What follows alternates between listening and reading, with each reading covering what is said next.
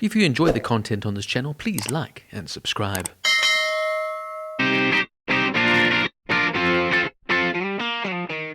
Feud, Capote vs. the Swans, is the second season of the American anthology television series Feud, created by Ryan Murphy, Jaffe Cohen, and Michael Zam for FX. Directed by Gus Van Sant, Max Winkler and Jennifer Lynch, it is written by Jon Robin Baitz. The 8-episode season is based on the book Capote's Woman, a true story of love, betrayal, and a swan song for an era, written by Laurence Leamer. Its first 2 episodes premiered on January 31st, 2024, with episodes available on Hulu the day after broadcast on FX. The story revolves around acclaimed writer Truman Capote, who ruins his friendships with the Swans, a socialite group of New York City's high society, by writing a thinly veiled, fictionalized account of their scandalous and hedonistic lives in his ultimately unfinished novel, Answered Prayers. When Esquire publishes the chapter, Le Cote Basque, 1965, after the restaurant of the same name frequented by the Swans, several vow to ruin his life in revenge. FX renewed the Feud series for a second season in February 2017, with Ryan Murphy and Jon Robin Baitz attached as writers, with an initial focus on the relationship between Charles, Prince of Wales, and Diana, Princess of Wales. The first season, released in 2017, subtitled Bet and Joan, centered on the backstage battle between Betty Davis, played by Susan Sarandon, and Joan Crawford, played by Jessica Lange, during and after the production of their 1962 film Whatever Happened to Baby Jane. By April of 2022, the focus had shifted onto Truman Capote and his tempestuous relationship with the New York high society, with Gus Van Sant on board to direct and Naomi Watts attached to star. This, of course, was also the last project of Treat Williams before his untimely death in 2023, at the age of 71. On June 12, 2023, Williams was involved in a motorcycle crash, after a car in the southbound lane turned into the path of Williams's motorcycle in the northbound lane. Williams was unable to avoid colliding with it. He was later pronounced dead at Albany Medical Center. The driver of the car, Ryan Koss, pled guilty to a reduced charge of negligent driving, resulting in death. Just a little about the real Truman Capote. Truman Streckfus Persons was born on September 30th, 1924, and died on August 25th, 1984. He was an American novelist, screenwriter, playwright, and actor. Several of his short stories, novels, and plays have been praised as literary classics, including the novella Breakfast at Tiffany's in 1958 and the true crime novel In Cold Blood, released in 1966. His works have been adapted into more than 20 films and television productions. Capote had a troubled childhood caused by his parents' divorce, a long absence from his mother, and multiple moves. He was planning to become a writer by the time he was 8 years old, and he honed his writing ability throughout his childhood. He began his professional career writing short stories. The critical success of Miriam in 1945 attracted the attention of Random House publisher Bennett Cerf and resulted in a contract to write another novel, Other Voices in Other Rooms, released in 1948.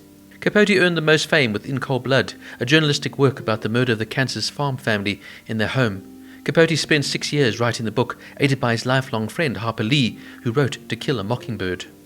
Le Cote Basque 1965 was published as a standalone chapter in Esquire magazine in November of 1975. The catchy beginning to its still unfinished novel, Answered Prayers, was the catalyst of Capote's social suicide.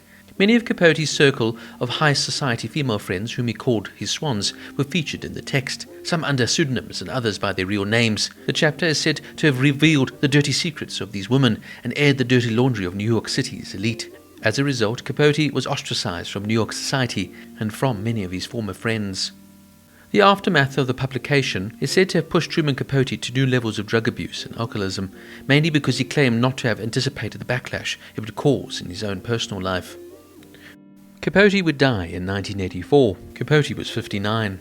According to the coroner's report, the cause of death was liver disease. Famed rival Gore Vidal responded to the news of Capote's death by calling it a wise career move. Now about the Swans. Barbara Paley, affectionately known as Babe throughout her life, was an American magazine editor and socialite. Paley made notable contributions to the field of magazine editing. In recognition for her distinctive fashion sense, she was inducted into the International Best Dressed List Hall of Fame in 1958. She was married twice, first to sportsman Stanley G. Mortimer Jr. and second to CBS founder William S. Paley. She died of lung cancer on July 6, 1978, a day after her 63rd birthday. She was widely considered to be one of Truman Capote's best friends. He once commented, "Babe Paley had only one fault. She was perfect. Otherwise, she was perfect." Mary Ray Gross, better known as Nancy Slim Keith, was born in 1917 and died in 1990. She was an American socialite and fashion icon during the 1950s and 60s, exemplifying the American jet set.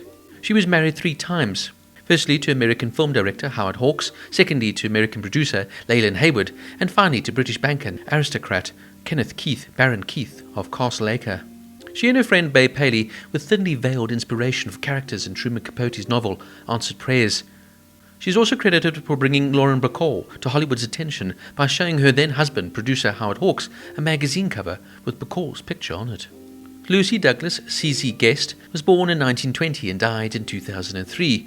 She was an American actress, author, horsewoman, fashion designer and socialite who achieved a degree of fame as a fashion icon.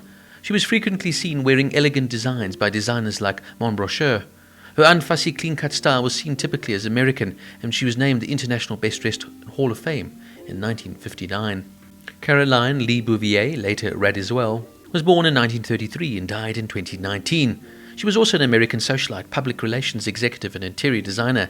She was the younger sister of former First Lady Jacqueline Bouvier Kennedy Onassis and sister-in-law of President John F. Kennedy. And Anne Eden Woodward, born in 1915, died on October 10, 1975, was an American socialite, showgirl, model and radio actress. While working as a radio actress, she was voted the most beautiful girl in radio. Woodward became a prominent and controversial figure in New York's high society after her marriage to banking heir William Woodward Jr. While never formally convicted or charged, she was under suspicion of murder following the 1955 shooting of her husband. A Nassau County grand jury determined that it was an accident. The circumstances surrounding her husband's death, which life called the shooting of the century, led to Woodward becoming a sort of celebrity, and later her banishment from New York high society. Truman Capote published excerpts from the unfinished novel American Prayers, in which he pseudonymized but alluded to Woodward, basically accusing her of murdering her husband. Shortly before the stories were scheduled for publication in Esquire, she died after ingesting cyanide. Woodward faced challenges throughout her life, and the exact reasons of her suicide remained unclear. And finally, Joanne Carson, who was an American model, stewardess, and television host, who was married to Johnny Carson from 1963 to 1972. She was a close friend with Truman Capote, who died at her Los Angeles home in 1984. Now, I found this show to be absolutely superb. It's brilliantly made, with a fantastic script, phenomenal acting performances from all the cast, and incredibly harrowing, introspective, and incredibly heavy as well. I absolutely loved the costumes and production design, and it really highlights a fascinating time in New York City history, and almost acts as a sort of cautionary tale of how one can ruin friendships by being a tattletale, as it were. I also commend the show for handling the often complex relationship between straight women and gay men. I found this to be a very sincere and fascinating insight into the dynamic that's rarely explored, and that two people can share great love for one another, and of course the friendship remains platonic. This is a fascinating insight into the bourgeoisie, the over-the-top antics of New York's high society. To say Capote was a complicated man would be an understatement. Truman was a genius, an artist ahead of his time. He wined and dined with the elite, and had so many friends, as it were, within society, or should I say acquaintances, but yet came across desperately alone. He was almost treated as the court jester amongst these sort of people, because of his unique tone of voice and strange mannerisms to them. He almost had to play up that role at times. But what Capote was, though, was a genius of a writer. Unfortunately, though, later in his years, due to the effects of alcoholism, he found inspiration hard to come by, and unfortunately decided to use his deep friendships with these women, namely the Swans, to his benefit in order to write something special. Unfortunately, these women took it the wrong way, and so begins the feud that the show is primarily focused on. Although I feel this show, though, actually is more cautionary tale of the effects of drug abuse and alcoholism, how one great man succumbed to the effects of addiction. As I mentioned earlier, the script is absolutely fantastic, and the performances here from Diane Lane, Naomi Watts, Callista Flockhart, and Chloe Sevigny are absolutely on point and excellent. They can be incredibly bitchy and catty at times, yet add so much depth and nuance to each of their characters. But the one stand-up performance, though, has to be Tom Hollander here as Truman Capote. This is a tour de force performance and an absolute standout in Hollander's career. He deserves recognition beyond belief as he captures every little nuance and detail about the complex man that Truman Capote was. From his mannerisms to the pitch of his voice, it's truly a breathtaking performance from Hollander here, and a huge reason why the show works so well. Not to mention the wonderfully creative and artistic opening title sequence. From its dynamic script, beautiful insight into this fascinating historic feud, as it were. Incredible costume and production design, but most notably its fantastic, outstanding performances, particularly here from Hollander. Feud, Capote vs. the Swans, gets a 9.5 out of 10.